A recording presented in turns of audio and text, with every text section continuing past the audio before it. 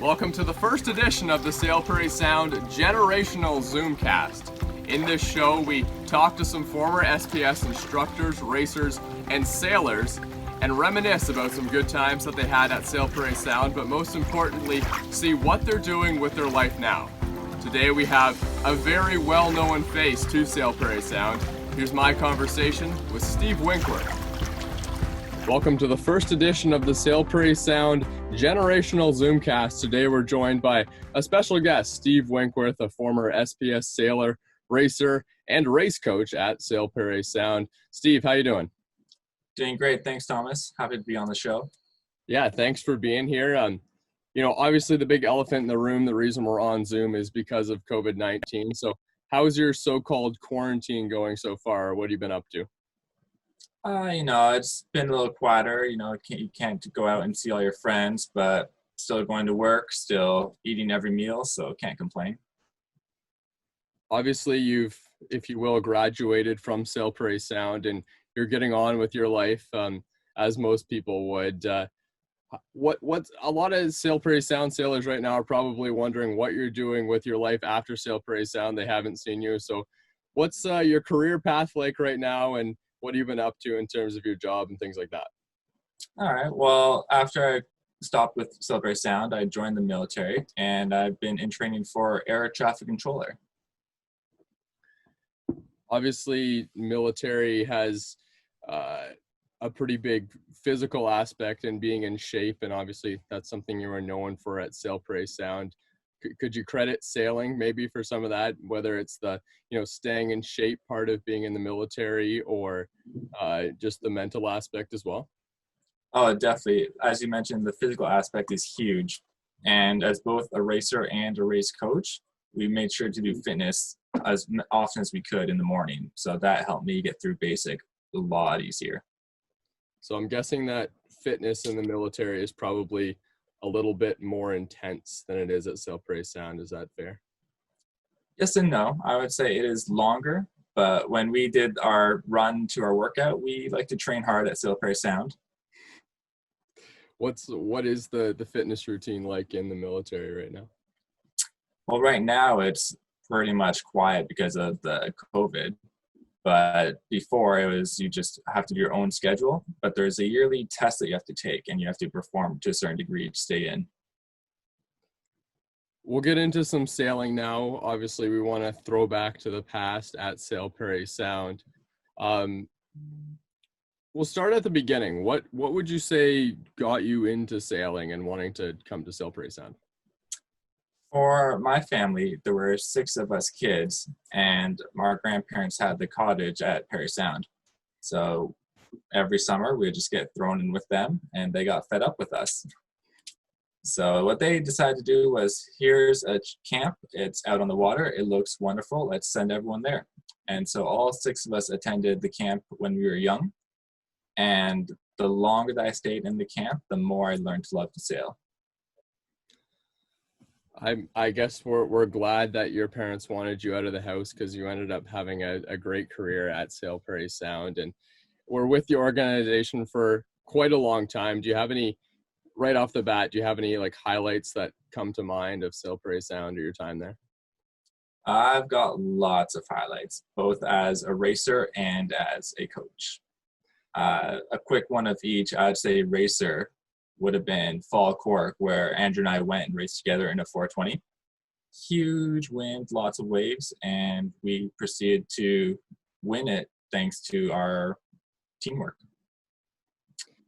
So Fall Cork, obviously the name Cork will resonate with any SPS racer. Can you tell us a little bit about that regatta in Kingston? Yeah, so as you mentioned, a lot of people know about Cork and Fall Cork. That regatta is an international one, meaning that there are people that bring their boat, bring their equipment from other countries. And in our experience, it is mostly Canadian, simply because it's easier when you live in this country. But usually you'd have a couple hundred for Cork in your boat class. And for Fall Cork, you'd still look at a minimum of 100 boats. So you sailed with Andrew Parks in the double-handed 420. You had a lot of success there. You also sailed single-handed. Could you outline some of the differences between single-handed sailing and double-handed sailing and what you liked about each one of them? Yeah, so the biggest difference I encountered was in the double-handed boat, you had your partner there. If anything went wrong, they could help you out. If you're unsure about any decision, you could communicate and talk it over. When you were in the single-handed boat, everything was up to you. And you can see that as being a positive because you're making all the calls. But on the other hand, if you needed help or if you were confused, you were on your own. I would say things I liked about both. We'll start with the single-handed. I love the feel of being in complete control. So as I mentioned, it can be difficult, but at the same time, if you are performing well and you're pushing yourself to the hardest, you really feel the satisfaction of you did something amazing. With the double-handed boat, I would say that the plus, again, would be having, I'm going to repeat myself many times here, but having that partner. So it wasn't just your accomplishment. You had someone else to be proud of, and you can be proud that they had you as a teammate as well. So double-handed is obviously what you started with, and you obviously had some great success at the prestigious Cork. But there's also some other things that you did that people might not know. You did the Ontario Sailing Team circuit and went to the Ontario Summer Games. So we'll start with the Ontario Sailing Team circuit. What was that like? Obviously, it's a ton of regattas and what is a pretty short summer when you go to that many regattas. Yeah, with that one, we actually got told off a little bit because we were doing 2 main regattas and not enough training time. Because we are a Cottage Club country, we start at the beginning of July, while other places will start like even a month or 2 months earlier, and they get much more training. So that being said, we're doing a regatta pretty much every other week. And when you take a day to travel, 2 days for regatta, you're cutting down to about 3 days of training time. Yeah, and some of these regattas are not just, 1-day regattas. If you're new to sailing or you haven't gone to very many regattas, some of these can be 4 and 5 days. So didn't that wear down on you a bit over the summer, like in terms of just being exhausted at the end of the day? I would say yes, but when you love the sport that much, every moment that you sail, every moment that you can compete, you're just full of energy. And at the end of the day, you go and crash, wake up, and do it all again. So there's 2 regattas there that we don't usually sail at Sailprey Sound. There's the regatta at Britannia, and what's the other regatta? That was at Sarnia, and that was actually a training camp as well as regatta. Right. So Sarnia, I've never been there personally, but I've heard a lot of stories of there being quite a lot of current there. Is that something you experienced? Yes, that one, it had the most consistently large waves I've ever seen. And then with the current as well, it must have been difficult in terms of trying to, hold your boat on a start line. And especially if it was lighter winds, it might have been difficult to sail, maybe a little bit different than what we see at Sailprey Sound. Oh yeah, and that's part of the fun of traveling and seeing new places because it's kind of like a race course. Every race course is going to have its own quirks, and Sarnia definitely had a big one with waves and current.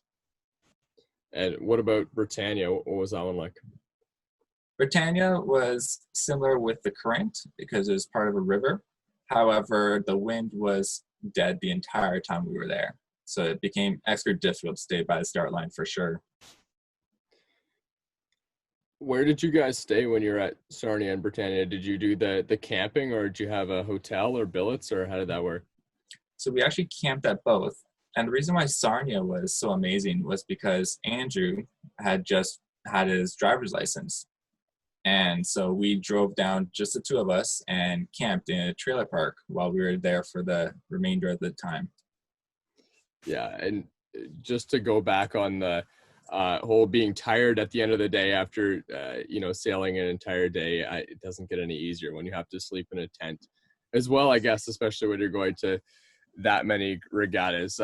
We'll turn on to another experience that you had in terms of Ontario sailing. you got to go to the Ontario Summer Games. And for people who don't know, it's kind of like an Olympic themed thing that you do in Ontario. What was that like, and what was the experience of going to the Ontario Summer Games like? So that experience was also incredible. That was in 2010. We were in Sudbury, and we were there and we participated in the opening ceremonies. And afterwards, it seemed like they had a building pretty much designated for each sport. So when we went back to the residence, there were sailors everywhere. Some of them in your class, some of them in different classes, but everyone had that in common. So, I mean, walk me through it, right? Like we see, the opening ceremonies at the Olympics and stuff like that. What similarities were, what kind of stuff happened in terms of events? I would say it was very similar. The parts that I remember was we walked in and they split it up into different sports. They didn't really do much in terms of province or city distinguish, but we went into our separate sports and they did O Canada and several announcements, and then we walked out. Was it in terms of the sailing aspect as well? Obviously there was other sports, but the sailing aspect, was it the same as you would see at a normal regatta? Yes, in terms of the actual regatta, I would say it was pretty similar to the other ones that we attended that year. There was nothing extra really. I believe they had a photographer, but some regattas had that already as well. In terms of being able to, see other athletes, did you get to interact with other athletes and stuff like that in different disciplines?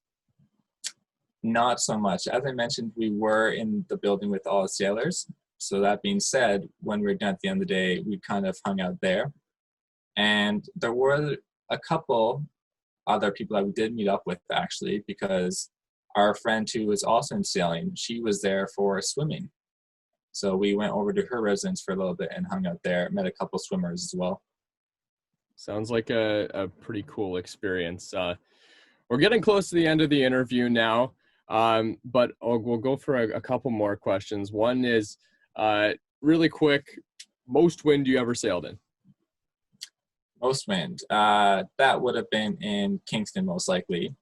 And it was somewhere upwards of 20 knots. I don't know the exact number.